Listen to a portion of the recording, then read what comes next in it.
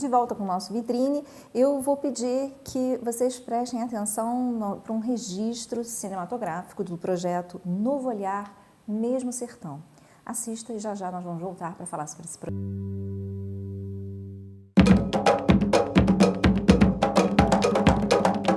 Durante o planejamento do projeto, depois de determinada a Bahia como roteiro, era necessário partir da capital como primeira referência deste novo olhar.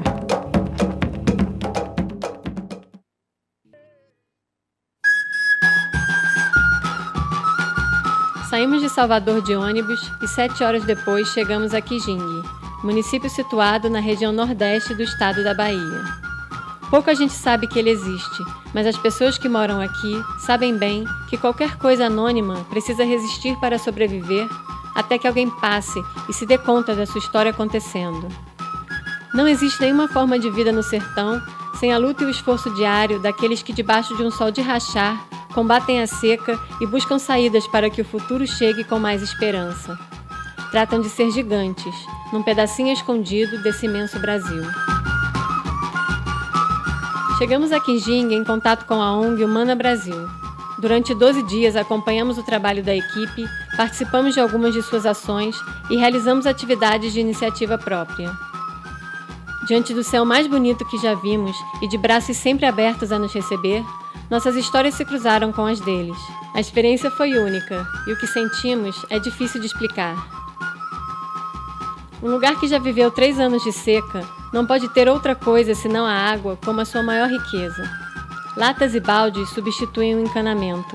Cisternas armazenam a água da chuva e abastecem famílias inteiras desse imenso sertão. Com isso, já é possível sonhar um pouco mais, criar animais, produzir, plantar e cozinhar com mais certeza de uma vida melhor e diminuindo o risco da fome. A cerca de garrafa PET indica a importância de reciclar num lugar de poucos recursos e coleta precária do lixo. No sertão, é preciso se ter mais sombra, produzir comida para os animais e frutas para uma alimentação mais saudável. Por isso, muitas mudas são plantadas, com a ajuda de todos, para atingir a meta do projeto 1 milhão de árvores.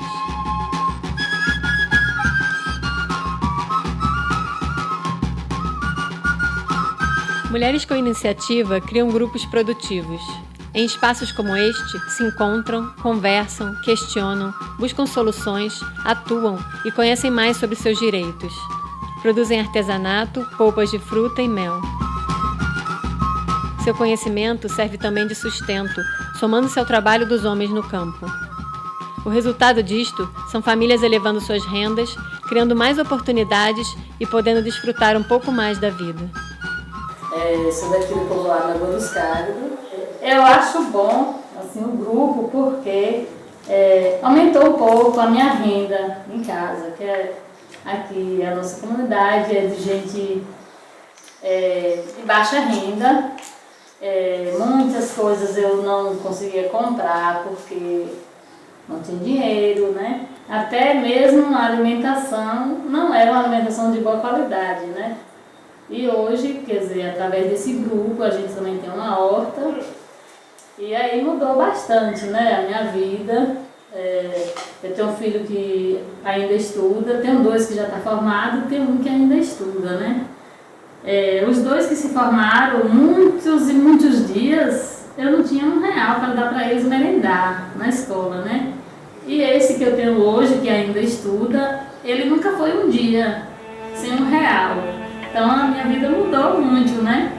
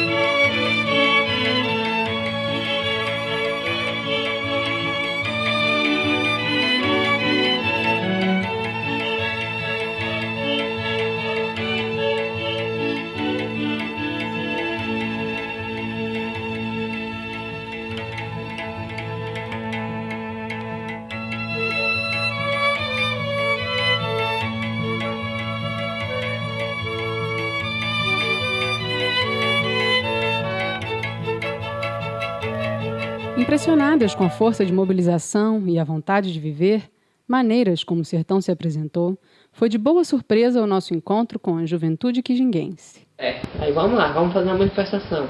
O promotor de justiça estava em Quijingue nesse dia, o dia que a gente ia acontecer a manifestação. Aí passamos em frente aos órgãos públicos e tivemos Conseguiu juntar muitos estudantes com vocês? cerca de 50 a 60. Foi bastante, a gente fez uma assinatura, entregamos um documento ao promotor.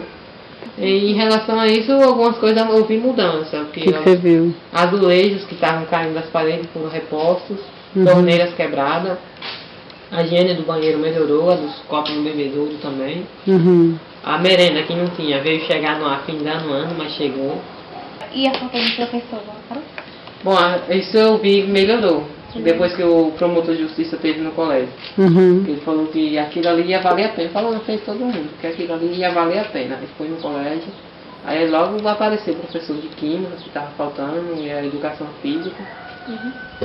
Mas apareceu. Agora já esse ano, já não sei o que vai acontecer. Mas se for preciso, eu faço outra manifestação.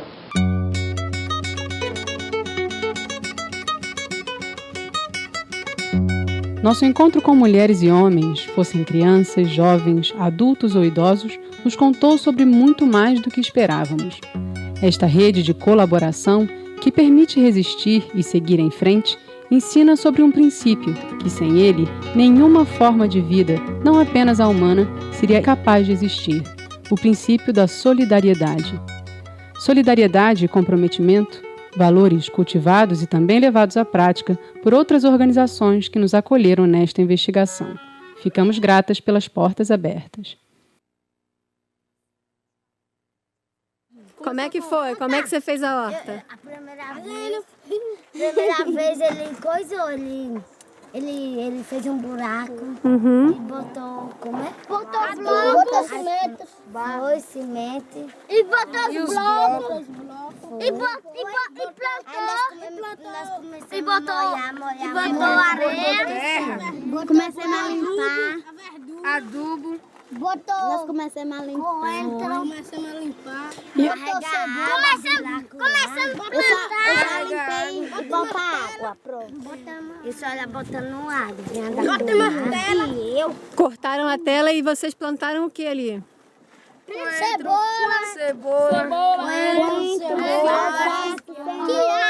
Quiabo. Foi fácil ou foi difícil? Fácil. E vocês se sentiram como quando vocês viram a horta pronta? Bonita. Alegre. Bonita. Bonita. Valeu o trabalho todo que vocês tiveram?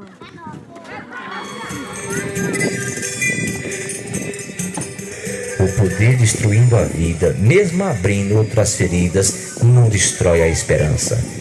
Os pobres doaram a vida para a vida ter outro norte, pois essas vidas doadas desenhou uma nova estrada para que a vida vença a morte.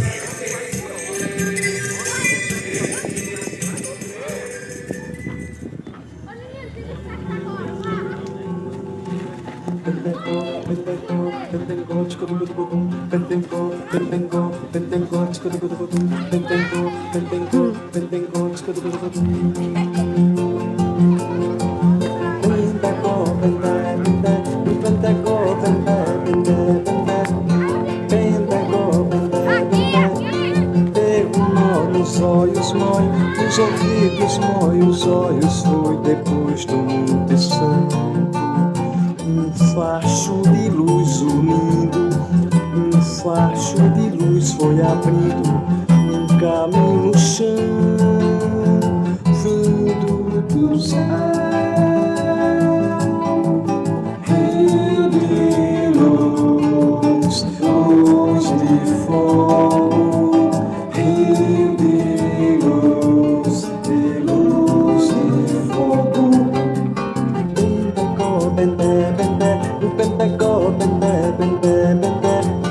Deu um nó nos olhos, nó nos ouvidos, mói os olhos, foi depois do Monte Santo. Um facho de luz unindo, um facho de luz foi abrindo cabo no chão, vindo do céu. Estúdios, nós fizemos questão de deixar os caracteres até o final, porque tem todos ali, quem acompanhou, teve assim, a curiosidade de ver. Primeira frase que eu achei encantadora: realização do sonho, não é isso? Então, nos nossos estúdios, a Mari, que vocês já conhecem, do projeto, que ela veio aqui algumas vezes, nós estávamos sempre acompanhando a captação pelo Benfeitoria, e a Cíntia, também agora, que na verdade, Cíntia, eu já te conheço, né? Somos colegas de longa data, né, da área de marketing. Isso. E esse projeto, Novo Olhar Mesmo Sertão, esse vídeo que nós acabamos de ver, né? Para mim, assim, foi uma imersão, foi quase um trabalho etnográfico de vocês, né? Um mergulho no sertão. Com que objetivo? Quem fala? Quem começa? O objetivo era realmente conhecer a realidade, né? Dentro desse Brasil, a gente tem realidades totalmente diferentes em cada lugar. Eu nunca tinha ido à Bahia, só tinha lido ou ouvido falar, e eu queria realmente acompanhar isso de perto, né? Aí a Cíntia também tinha esse sonho, abraçou a ideia, e nós fomos juntas realmente conhecer a realidade do sertão nordestino. Pois dentro dessa, porque geralmente as pessoas falam assim, eu nunca conheci a Bahia, e o sonho, a grande maioria vai buscar Salvador, as 300 e tantas igrejas, enfim, né? Vão buscar o litoral, as praias, os resorts, e vocês foram efetivamente fazer uma imersão dentro de projetos, né? Na área do terceiro setor, que é a área onde vocês atuam, né? Nós estávamos, enquanto também estava passando o filme, esse registro, né, da presença de vocês junto a esse projeto, esse sertão, esse olhar, nessa perspectiva do trabalho no terceiro setor. E vocês, no primeiro momento, trabalhavam como voluntárias, e aí eu estava perguntando, vocês também atuam profissionalmente no terceiro setor, né? Uhum. Eu estava perguntando como isso é possível, qual é a experiência de vocês, porque nós temos, numa perspectiva, quem trabalha com marketing social, e aí você pode também fazer aí a sua colocação, a sua abordagem, a sua experiência, né?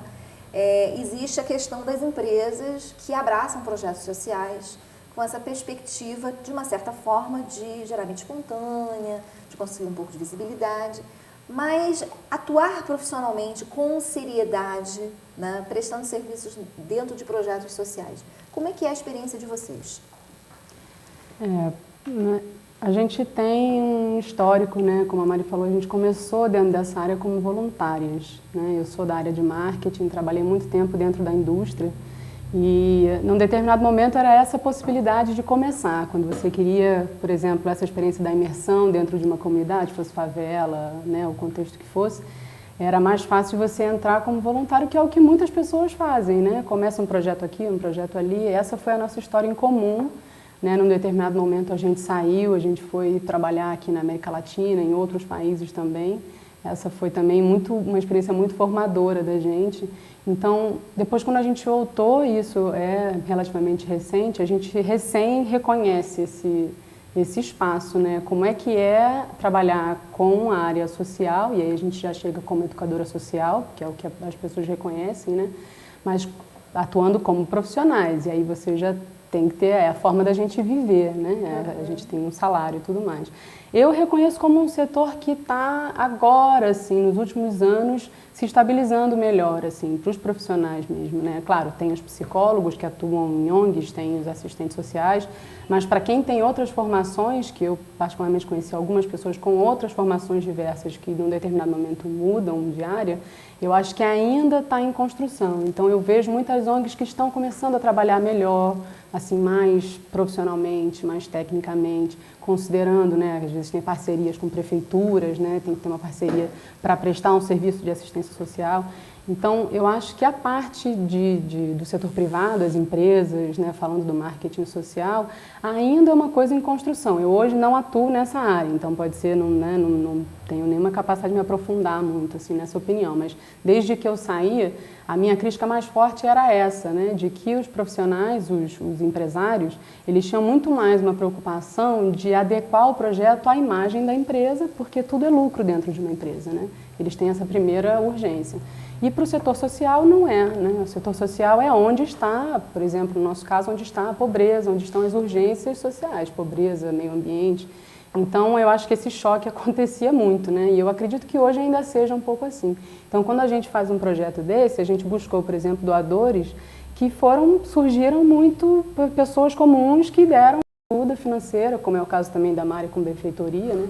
Então, nem sempre o setor privado consegue alcançar. Mas hoje também existem outras ferramentas, né? Existe também a parte de isenção fiscal, de uma forma como incentivo. Mas, por exemplo, o aspecto, nós estamos falando da questão do idealismo, né? Porque vocês foram para lá fazer essa imersão para ver como isso acontece lá.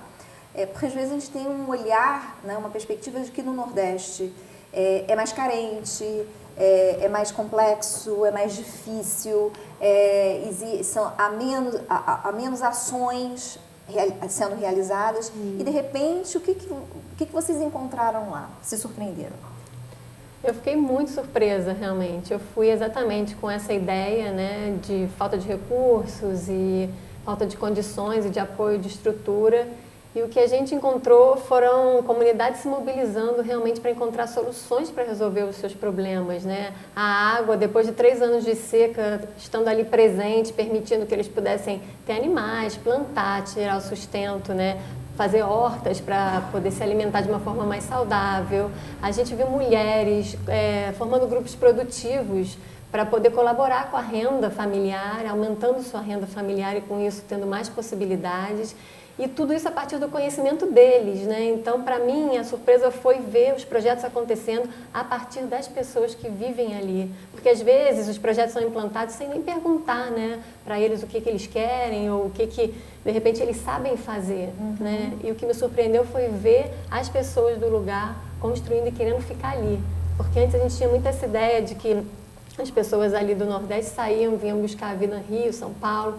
E agora, o que eu vi foram pessoas que até tiveram essa experiência, mas voltaram para o seu lugar e ali quiseram construir porque encontraram possibilidades também, né? Agora eles têm as cisternas onde eles podem captar água da chuva e com isso ter água o ano inteiro, né? Então isso me surpreendeu muito, ver que as famílias estão conseguindo ter uma estrutura melhor, as pessoas estão se organizando para poder ter meios de sustento mesmo, e com isso as crianças vão crescendo também com esses modelos, né, com outras perspectivas e podendo alimentar seus sonhos, né, igual a gente. E falando de sonhos, né, vocês atuam, né, no terceiro setor, ainda existe um olhar, um estranhamento ou um certo preconceito de atuar a gente já sabe que o terceiro setor está constituído, né, onde há uma articulação de Estado, organizações, instituições privadas e a iniciativa da sociedade civil organizada para gerar melhorias, transformação social, né?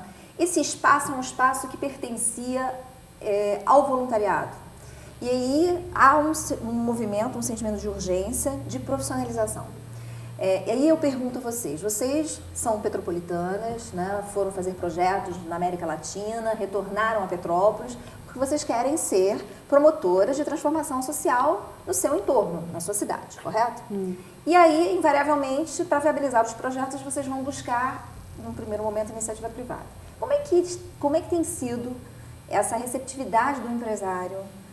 Não vou dizer petropolitano, até porque nós temos outras instituições, outras organizações no espaço geográfico Petrópolis. Como é que as instituições privadas enxergam, olham para vocês quando vocês chegam ou com um projeto ou com uma proposta de alguma transformação social em algum contexto, seja ele cultural, social, educativo? Como é que é isso, essa articulação em termos de Petrópolis? Olha, da minha parte, o que eu posso dizer, até considerando hoje eu tenho um outro trabalho, né, além de coisas que a gente faz de forma autônoma, eu trabalho numa ONG também.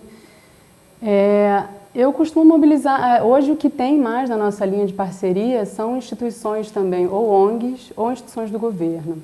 Então, os empresários, nesse momento, eu não... Você não vê aderência? Não, eu ainda não consegui até entrar, talvez... As próprias ONGs costumam se fortalecer entre si. Então, hoje, por exemplo, eu busco uma parceria com uma outra ONG que faz muitos projetos sociais também, de educação social. A gente busca parcerias com órgãos da prefeitura. Então, talvez também seja uma primeira linha de frente que para as ONGs funciona, né? Porque também são parceiros do outro lado. Então, não sei se você tem... Eu acho que há uma dificuldade de entender realmente a urgência desses projetos dentro das comunidades. Eu acho que os empresários não têm essa visão nesse momento, assim. Eu acho que é difícil convencer da importância dos projetos e que eles se vejam como peça fundamental dessa transformação, né? Com investimento, com uma parceria. Porque se a gente não se unir, não tem como fazer os projetos, né? Esses 2 projetos, o da Imersão no Sertão e o projeto Abrindo a Minha Cabeça Tem o Que Lá Dentro, todos hoje foram viabilizados por iniciativas nossas e dos nossos amigos, que são pessoas que conhecem o nosso trabalho, confiam na gente, sabem que a gente está caminhando passo a passo, né? Dando passos pequenos, mas numa direção que é urgente, que é essa da transformação social mesmo. Então, na verdade, o movimento é muito mais assim, as conquistas são por idealismo, por as pessoas que, né, se engajam nesse idealismo de vocês. Voltando, vamos falar um pouquinho, porque você veio também para dizer, pelo menos dar uma boa notícia, que através da benfeitoria, que é um instrumento fantástico de captação de recursos, né, você conseguiu viabilizar o projeto. Foram quantos? Foram 7 mil e poucos reais, não foi isso? R$7.945. 7.945. Você tem acesso às pessoas que fizeram essa doação, o perfil das pessoas que contribuíram para viabilizar o projeto?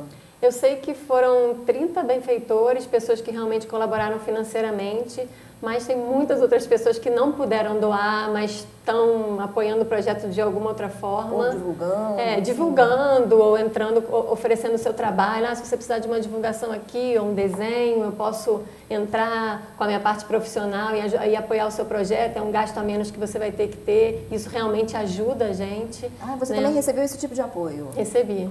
E acesso assim às pessoas individualmente que doaram, eu ainda não recebi a lista do benfeitoria, mas eu sei que você recebe. Eu recebo. É mais pessoa física? Todos são pessoas físicas. Todos pessoas físicas. Na verdade também, Kátia, que foi uma linha que a gente escolheu, porque hoje existem vários editais que são abertos para apoiar projetos assim. Só que a gente também tem alguma experiência nisso e sabe que é um caminho você tem que se dedicar. Você tem que ficar preenchendo tudo aquilo, até você conseguir se adequar. Como nossas iniciativas são bem autônomas, nós não somos uma ONG hoje registrada, né? Só daí você já perde um monte desses editais. Então foi um caminho que é muito o que a benfeitoria faz, que é uma linha muito nova hoje em dia, que é o que fala até um termo em inglês que chama crowdfunding.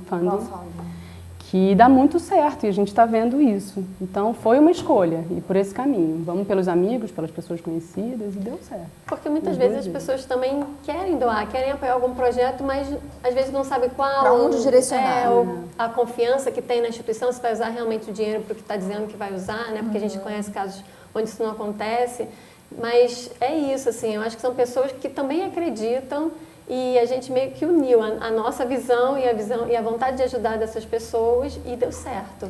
Me conta agora qual é o próximo passo. Já captou o recurso? Como é que está caminhando o projeto? Porque você está assim, a ponto de startar a realização do seu projeto. Eu estou muito feliz. Eu acho que quando a gente tem um sonho e consegue ver que ele vai se realizar, isso é muito, muito importante e é quase que o motor que faz você ter cada vez mais vontade de ter iniciativas como essa também.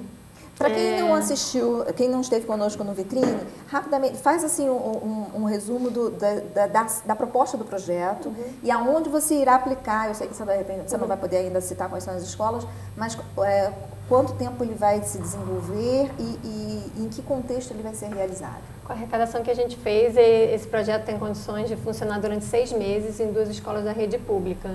Então, no momento, o objetivo do projeto é criar um espaço interativo dentro da escola, paralelo às matérias curriculares, onde o aluno seja protagonista e discuta temas que ele tem vontade de falar sobre ou que inquietam. Então, montar esse espaço onde ele possa criar as alternativas e discutir esse tema sob várias formas, sair dali com uma visão maior sobre o tema e com uma formação mais integral, né, como cidadão, né, porque o projeto também vai englobar o desenvolvimento de valores e também desenvolvimento da autoestima, onde o aluno, criando e vendo o resultado da sua criação, ele começa a confiar mais em si mesmo, né? E aí mais informação sobre o tema que ele escolheu falar. E dali virá um multiplicador depois, né? participar desse projeto e depois levar para fora da escola também tudo que ele aprendeu ali sob forma de ações. Não só ficar discutindo, né? Ali são os pensamentos e depois como é que a gente pega e transforma em ações onde eles também vão estar à frente disso, né? Eu acho que é muito importante você sair, fazer uma parceria com a escola onde você sai não só preparado a partir das matérias curriculares, mas também como cidadão. Então, esse é o projeto e a gente já conversou com as diretoras das escolas onde esse projeto vai acontecer. E eu ficaria muito feliz de voltar para contar dessa experiência, porque eu acho que vai ser muito legal. E traz os atores sociais, aí, das transformadores daí da história.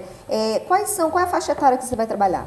Eu vou trabalhar numa escola com 10 a 11 anos e na outra 15 a 16 anos.